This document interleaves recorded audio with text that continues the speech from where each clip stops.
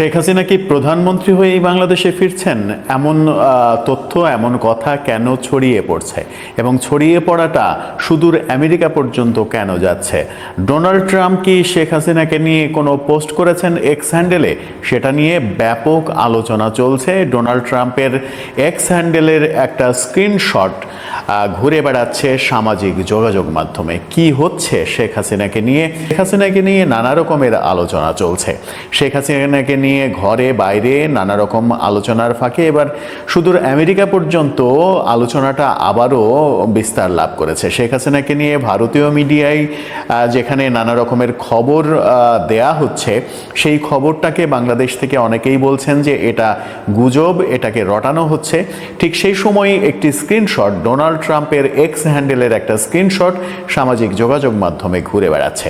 সেখানেই বলা হয়েছে শেখ হাসিনা প্রধানমন্ত্রী হয়েই বাংলাদেশে ফিরছেন। শেখ হাসিনা ফিরছেন এরকম নানা রকমের কথাবার্তা। মার্চেই ফিরছেন, 26শে মার্চেই ফিরছেন, প্রধানমন্ত্রী হয়েই ফিরছেন, 26শে মার্চে মহান স্বাধীনতা দিবস তিনি দেশে এসে পালন করবেন, এরকম নানা খবর কিছুদিন থেকেই সামাজিক যোগাযোগ মাধ্যমে নানাভাবে রটেছে। এবার এই স্ক্রিনশটটা আলোচনায় নতুন ঘি ঢাললো। সেই স্ক্রিনশটে দেখা যাচ্ছে ডোনাল্ড ট্রাম্পের এক্স হ্যান্ডেলের কথা। ডোনাল্ড ট্রাম্পের এক্স হ্যান্ডেল থেকে Sheikh Hasina is coming back as Bangladesh PM soon, এরকম একটা পোস্ট দেয়া হয়েছে ডোনাল্ড ট্রাম্পের এক্স হ্যান্ডেল থেকে। সেখানেই আওয়ামী লীগের পক্ষে অনেকে মতামত ব্যক্ত করেছেন, আওয়ামী লীগের বিপক্ষেও অনেকে মতামত ব্যক্ত করেছেন। আওয়ামী লীগের পক্ষের মতামতগুলো তো খুবই স্বাভাবিক, অভিনন্দন জানিয়ে জয় বাংলা বলে মতামত জানাবেই। কিন্তু আওয়ামী লীগের বিপক্ষে একটি মতামত বেশ নজর কেড়েছে, যেখানে একজন লিখেছেন, যে নেত্রী দেশে অরাজকতা সৃষ্টি করে, দেশের মানুষকে মেরে, দেশের মানুষকে ঋণগ্রস্ত করে, নিজের দলীয় লোকদের বিপদে ফেলে পালিয়ে যেতে পারে, সে আর যাই করুক তার দেশের জনগণের জন্য কখনো ভালো কিছু বয়ে আনতে পারে না। মিস্টার স্কাই বলে একটা আইডি থেকে এরকম মন্তব্য করা হয়েছে। তাছাড়া বেশিরভাগ মন্তব্যই গুড নিউজ, জয় বাংলা এরকম করা হয়েছে। আমরা যখন গতকালকে এই স্ক্রিনশটটা হাতে পাই তখন পর্যন্ত আমরা দেখেছি 56,000-এরও বেশি, প্রায় 57,000 ভিউ হয়েছিল। সেই ভিউটা আজকে কত হয়েছে সেই আপডেটটা আপনারা চাইলেই দেখে নিতে পারেন। কিন্তু প্রশ্ন যেটা দেখা গেছে এই স্ক্রিনশটটাকে নিয়ে, স্ক্রিনশটটা আপনারা দেখেও নিতে পারেন যে এই স্ক্রিনশটটা কি ডোনাল্ড ট্রাম্পের এক্স হ্যান্ডেলের স্ক্রিনশট? আদৌ কি তিনি এরকম কোনো পোস্ট করেছেন? খবর নিয়ে অনুসন্ধান করে যেটা জানা গেছে সেটা হচ্ছে যে ডোনাল্ড যে ট্রাম্পের যে ব্যক্তিগত এক্স হ্যান্ডেল, সেই ব্যক্তিগত এক্স হ্যান্ডেল থেকে এরকম পোস্ট করা হয়নি। পোস্ট করা হয়েছে আরেকটি যে এক্স হ্যান্ডেল রয়েছে অনেক দিন থেকে, যে এক্স হ্যান্ডেলটা আপডেট নামে, Donald J Trump update headquarter, অর্থাৎ ডোনাল্ড ট্রাম্পের হেডকোয়ার্টার কিংবা নির্বাচনের সময় থেকে একটি এক্স হ্যান্ডেল চালানো হচ্ছিল নির্বাচনী কাজে, সেরকমই বলা হচ্ছে। সেই নির্বাচনী অফিসিয়াল যে এক্স হ্যান্ডেল, সেখান থেকে এরকম পোস্ট দেয়া হয়েছে, যেখান থেকে এর আগেও শেখ হাসিনা, আওয়ামী লীগ, ডক্টর ইউনূস সম্পর্কে নানা রকমের পোস্ট আমরা দেখেছি। কিন্তু এটা ডোনাল্ড ট্রাম্পের স্বীকৃত অফিসিয়াল এক্স হ্যান্ডেল কিনা সেটা নিয়ে যথেষ্ট বিতর্ক রয়েছে। অনেকে বলেন যে এটা একটা ভুয়া এক্স হ্যান্ডেল, আবার এটা যখন ভেরিফাইড এক্স হ্যান্ডেল, আপডেট নাম, ডোনাল্ড জে ট্রাম্প আপডেট নামের এই এক্স হ্যান্ডেল, এটিও ভেরিফাইড এক্স হ্যান্ডেল। একই নামে ডোনাল্ড ট্রাম্পের মতো আমেরিকার প্রেসিডেন্টের নামে এরকম একটা এক্স হ্যান্ডেল চালিয়ে সেটাকে ভেরিফাইড করে দেবে এক্স কর্তৃপক্ষ, সেটা কিভাবে সম্ভব? এই প্রশ্নও অনেকে করেন।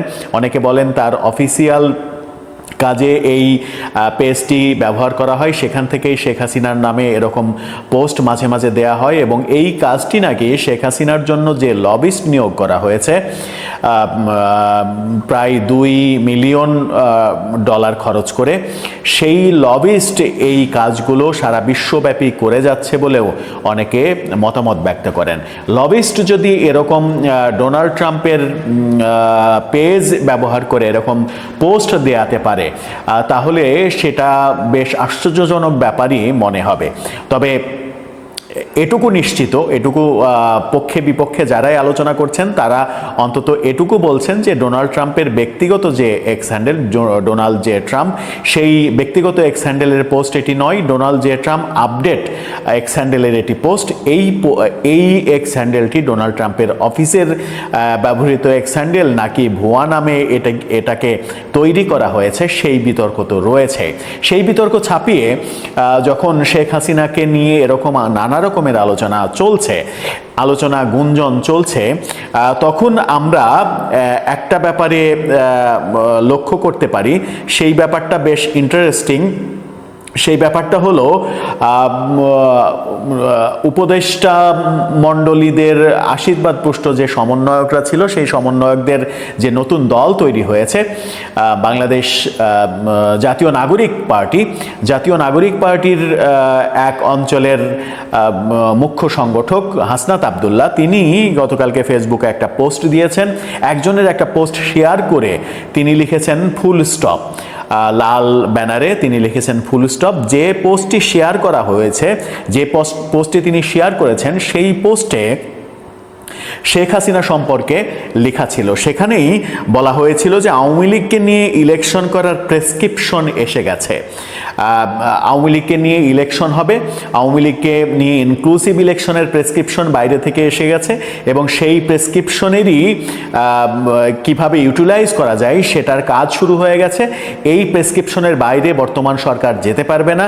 এই প্রেসক্রিপশনের মাধ্যমেই শাহবাগের যে গণজাগরণ মঞ্চের যারা ছিল তারা আবার শাহবাগে সোচ্চার হয়েছে, তারা মিছিল মিটিং করছে, এবং এই মিছিল মিটিং এক সময় বড় হবে, আওয়ামী লীগের লোকজন এখানে এসে জমায়েত হবে, এটিকে বড় আকার ধারণ করে এখন বলা হচ্ছে আওয়ামী লীগের যারা ভালো পক্ষ, আওয়ামী লীগের যারা দুর্নীতির সঙ্গে জড়িত নয়, তাদেরকে নিয়ে আওয়ামী লীগ গঠন করে নির্বাচন করতে দেওয়া হবে।